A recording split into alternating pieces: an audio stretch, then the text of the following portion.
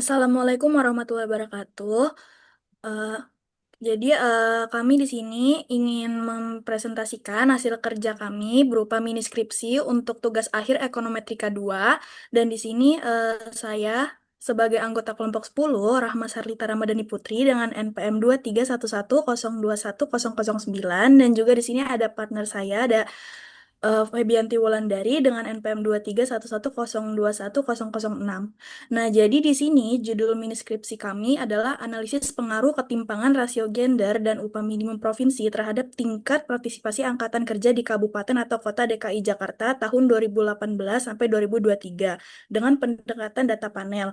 Nah, alasan kami memilih daerah Jakarta itu karena Jakarta sendiri merupakan daerah ibu kota, dan tingkat partisipasi angkatan kerjanya itu lebih tinggi daripada daerah-daerah yang lain.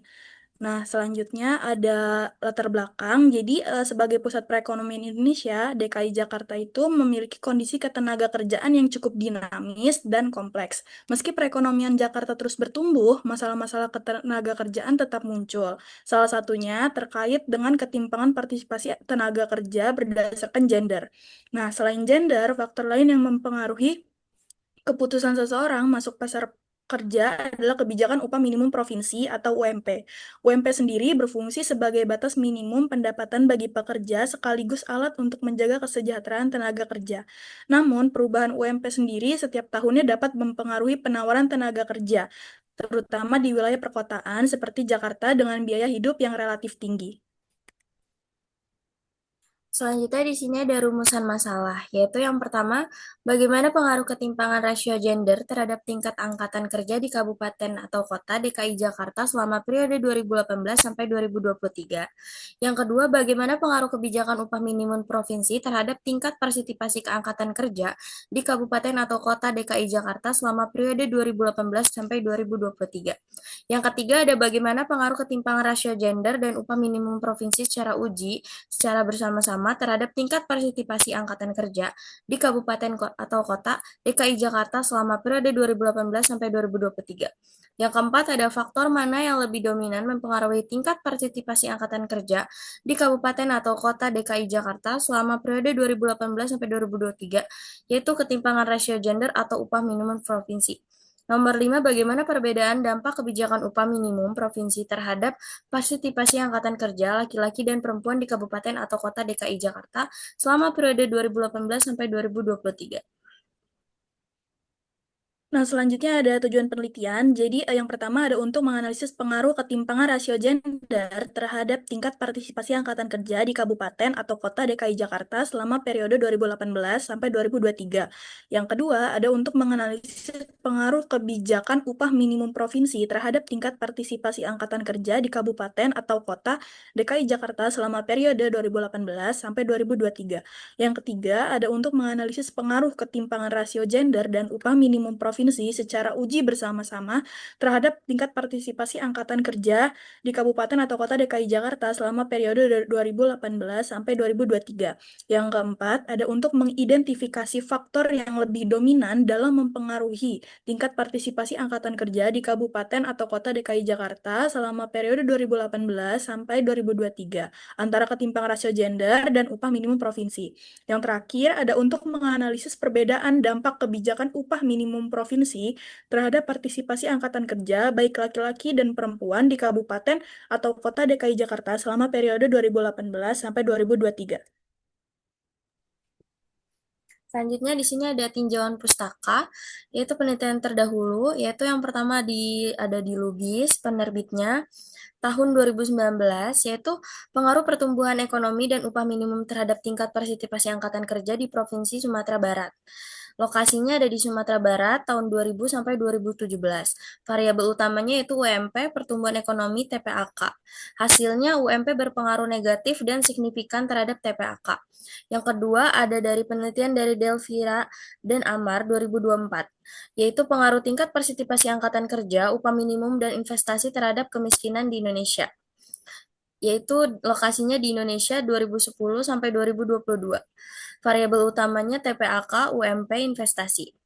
Hasilnya yaitu UMP dan TPAK berpengaruh negatif terhadap kemiskinan. Selanjutnya yang ketiga ada Salsabila et al. 2023. yaitu pengaruh upah minimum dan tingkat partisipasi angkatan kerja terhadap tingkat pengangguran terbuka di Jawa Timur. Lokasinya ada di Jawa Timur 2018 sampai 2022.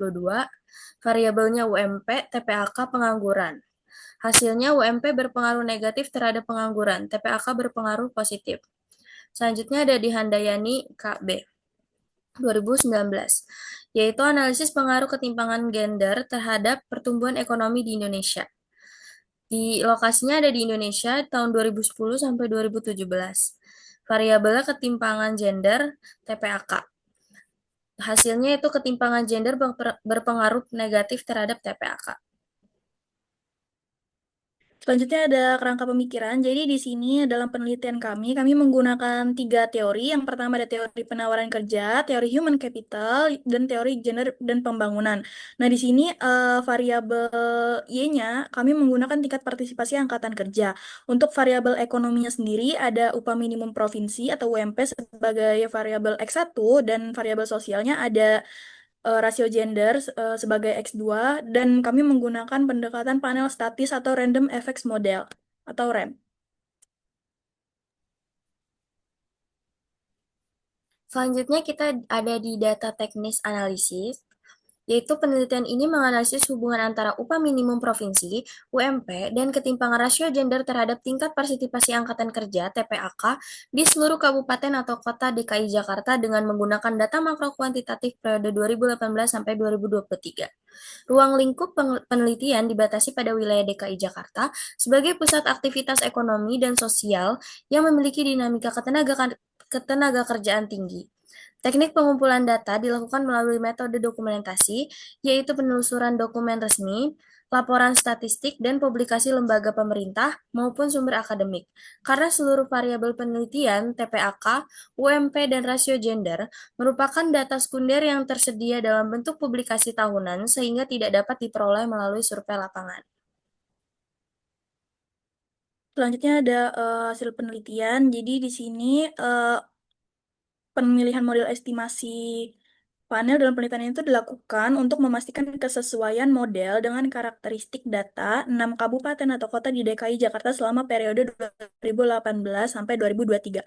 Nah, berdasarkan serangkaian pengujian yaitu uji Chow yang membandingkan CEM dan juga FEM serta uji Hausman yang membandingkan FEM dan REM. Diperoleh bahwa random effect model atau RAM merupakan model yang paling tepat digunakan.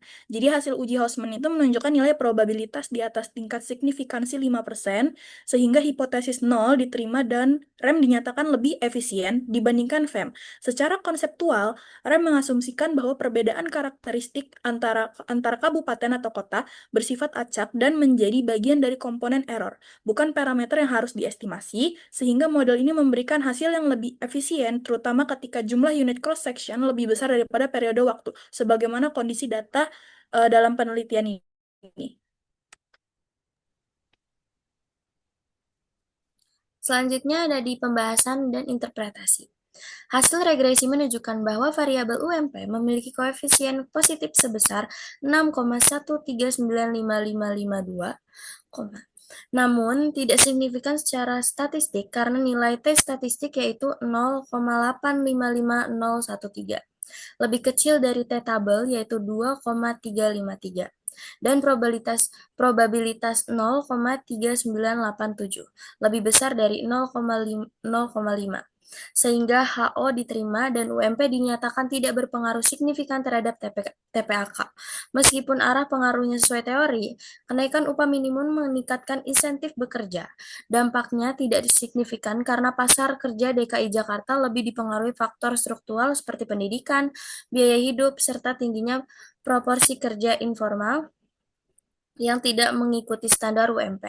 Sebaliknya, variabel rasio gender memiliki koefisien 44,4028 dan T statistik 5,695422 yang jauh melebihi T tabel serta probabilitas 0,0000 yang berada di bawah 0,05 sehingga HO ditolak dan rasio gender terbukti berpengaruh signifikan terhadap TPAK. Koefisien positif ini menunjukkan bahwa meningkatnya Proporsi perempuan usia kerja secara signifikan mendorong kenaikan partisipasi angkatan kerja. Sejalan dengan kondisi sosial ekonomi, Jakarta yang semakin mendukung partisipasi perempuan melalui peningkatan pendidikan, perubahan norma sosial, dan kebutuhan ekonomi rumah tangga. Temuan ini menegaskan bahwa komposisi gender merupakan faktor penting dalam memahami dinamika TPAK di DKI Jakarta. Nah, di sini ada kesimpulan dan saran. Jadi, penelitian ini tuh menyimpulkan bahwa selama periode 2018 sampai 2023, rasio gender berpengaruh signifikan terhadap tingkat partisipasi angkatan kerja atau TPAK di DKI Jakarta. Nah, sementara upah minimum provinsi atau UMP tidak menunjukkan pengaruh signifikan meskipun arah hubungannya positif. Secara simultan atau uji bersama-sama, kedua variabel tetap memiliki pengaruh signifikan terhadap TPAK berdasarkan uji F dengan nilai R squared sebesar 0,5079 yang menunjukkan bahwa sekitar setengah variasi TPAK dapat dijelaskan oleh UMP dan rasio gender. Temuan ini menegaskan bahwa dinamika partisipasi angkatan kerja lebih dipengaruhi oleh faktor demografis, khususnya peningkatan proporsi perempuan usia produktif, daripada kebijakan upah minimum. Sehingga kebijakan ketenagakerjaan di wilayah urban kompleks seperti DKI Jakarta perlu mempertimbangkan karakteristik demografis dan faktor ekonomi lain di luar UMP. Nah, selanjutnya itu ada saran, jadi pemerintah daerah DKI Jakarta perlu memperkuat program kesetaraan gender melalui pelatihan vokasional, peningkatan pendidikan perempuan, serta penyediaan fasilitas pendukung seperti child care center untuk meningkatkan partisipasi angkatan kerja. Bagi pemangku kebijakan ketenagakerjaan, penting untuk mengevaluasi kebijakan upah minimum secara komprehensif dengan mempertimbangkan inflasi, produktivitas, dan daya saing tenaga kerja, serta memastikan implementasi kebijakan bebas dari diskriminasi gender. Sementara itu, untuk peneliti, selanjutnya disarankan untuk menambahkan variabel sosial ekonomi lain seperti pendidikan, beban kerja rumah tangga, dan investasi industri, serta memperluas cakupan wilayah atau menggunakan metode kualitatif agar dapat memberikan pemahaman lebih mendalam terkait dinamika ketenagakerjaan dan ketimpangan gender. Nah, sekian presentasi dari kelompok 10, kurang lebihnya kami mohon maaf. Apabila ada salah kata juga kami mohon maaf. Wassalamualaikum warahmatullahi wabarakatuh.